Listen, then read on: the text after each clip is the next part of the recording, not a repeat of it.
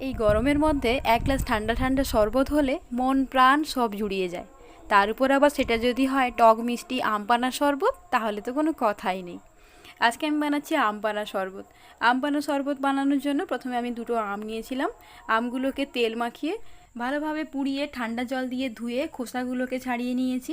এরপর একটা গ্রেটার দিয়ে গ্রেট করে এর পাল্পগুলোকে বার করে নিচ্ছি। সমস্ত পাল্পটা বার করে নেওয়ার পরে এর মধ্যে দিচ্ছি জিরে গুঁড়ো, বিট লবণ আর চিনির পাউডার।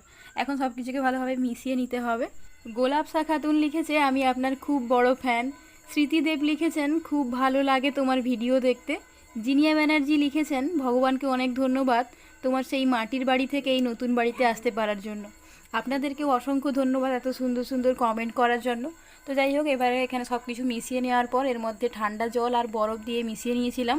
এখন আমি চলে এসেছি সবার সঙ্গে শেয়ার করে খাওয়ার জন্য। ইনি হলাম ছোটো কাকিমা, এই হলো আমার ছোটো